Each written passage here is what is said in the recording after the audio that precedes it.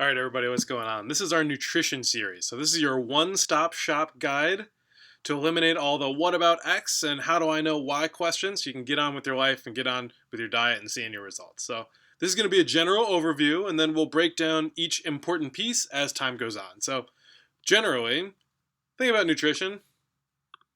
Come on now. Everybody was right and everybody is wrong. So, nutrition is largely an individual science. So, all of the recommendations that you've ever heard have been generalizations meant to drive action, not accuracy. So, a good example of that is the 10,000 steps per day rule. So, if you think about how could it possibly be true, we're gonna dive straight into this. How could it possibly be true for every individual that 10,000 steps per day is the correct number of steps for optimal health?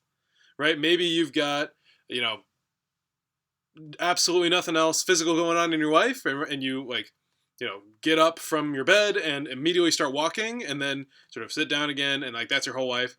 Maybe 10,000 might be a good number, but it's arbitrary, right? Is if you get 3,000 steps a day, but you're super active and you're a squatting world champion, who's to say that you're not healthier or less healthy than anybody else? So 10,000 steps per day is a completely arbitrary number. But why do we use that number? Because it's pretty prevalent, and I'm not going to say that it's wrong or bad. It's just, why do we use it? So that number, 10,000 steps per day, is really meant to just seem like more than you're doing right now.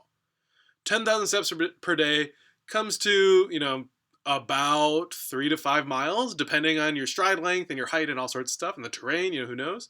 So, but if I said to you need to walk 5 miles every day in order to be healthy, you would say, ain't nobody got time for that, and I don't even know what 5 miles looks like or how long that would take, right? It's just a weird arbitrary number. But if you hear 10,000 steps per day, you think to yourself, oh, that's probably more than I'm getting right now. I should probably do some more walking. I should probably get up from my desk and walk around more, right? So that number is meant to drive action, not accuracy.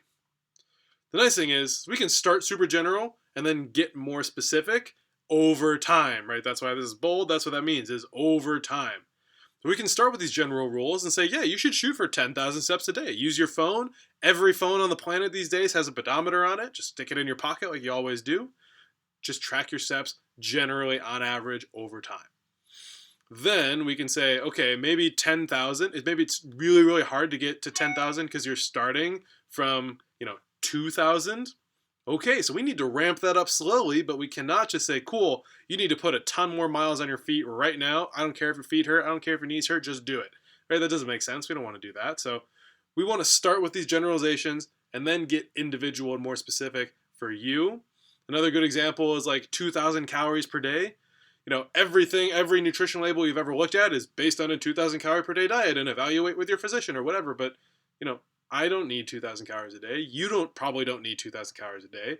The general example of a person who might need 2,000 calories a day is a person who's 180 pounds with like a medium amount of body fat. But what does that even mean or look like?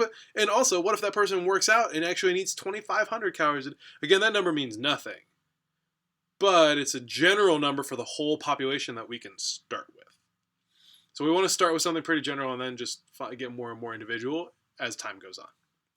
If you're counting wrong, and if you aren't counting, you're still counting wrong, right? So that's sort of a depressing message, but really by that what I mean is, if you're counting your calories using an app of some sort, that app is connected to, the food information from a million different sources.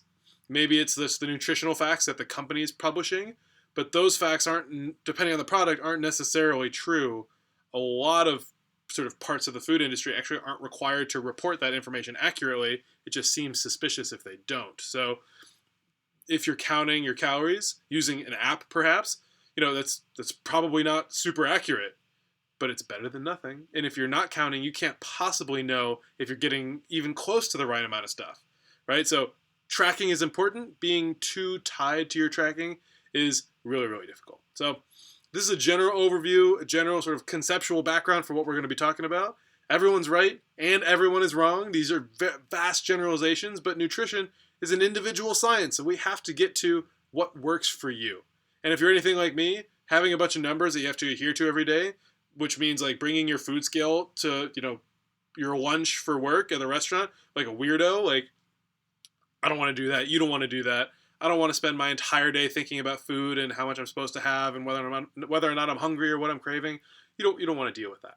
So how do we take these generalizations and make them as specific and easy to follow as possible, while also seeing some major lifestyle change and being kind to yourself when that change is hard? So that's what this is about. We'll get into more and more details as time goes on. This is a general overview.